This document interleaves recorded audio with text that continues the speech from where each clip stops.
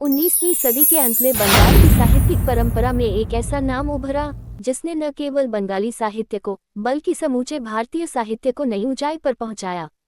ये नाम था शरत चंद्र चट्टोपाध्याय। 15 सितंबर 1876 को पश्चिम बंगाल के हुगली जिले के देवानंदपुर में जन्मे शरत चंद्र का जीवन संघर्षों से भरा था। पिता मोतीलाल चट्टोपाध्याय एक स्वप्नदर्शी किंतु अव्यावहारिक व्यक्ति थे।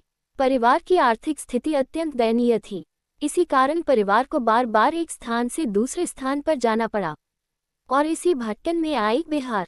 शरत चंद्र का एक महत्वपूर्ण कालखंड भागलपुर, बिहार में बीता। उनके मामा के घर भागलपुर में रहते हुए उन्होंने यहाँ की माटी को, यहाँ के लोगों को और यहाँ के जीवन को गहराई से देखा और महसूस किया। भागलपुर की गंगा, वहाँ के घाट, गांव की स्त्रियों का दर्द और समाज की विसंगतियाँ, ये सब उनकी रचनाओं में जीवंत हो उठी। भागलपुर में ही शरत चंद्र ने अपनी प्रारंभिक शिक्षा पूरी की। यही उन्होंने टी.एन.जे. कॉलेज में प्रवेश लिया, किंतु आर्थिक कठिनाइयों के कारण परीक्षा न दे सके। फिर भी भागलपुर की यह भूमि उनके लेखन की नर्सरी बनी।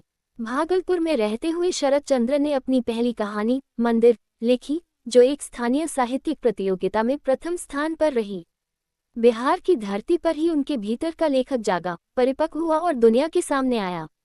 शरत चंद्र के उपन्यासों और कहानियों में बिहार और बंगाल के ग्रामीण जीवन की झलक स्पष्ट दिखती है।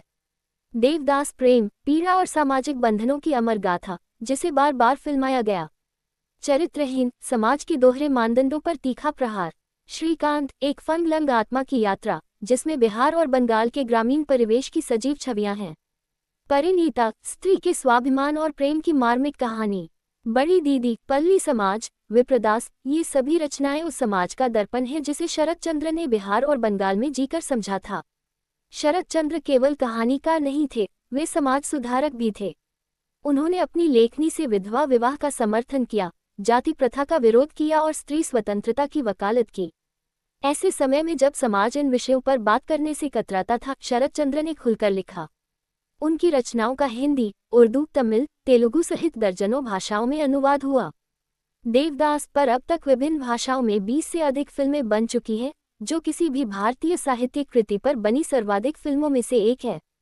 16 जनवरी 1938 को कोलकाता में शरत चंद्र चट्टोपाध्याय का निधन हुआ, किंतु उनके पात्र देवदास, पारो, चंद्रमुखी, श्रीकांत आज भी भारतीय मन में जीवित हैं। बिहार की माटी ने जिस लेखक को गढ़ा, उसने पूरे भारत को अपनी कलम से जोड़ दिया। बिहार के भागलपुर की गंगा के किनारे जो कलम उठी थी, वह भारतीय साहित्य की अमर धरोहर बन गई।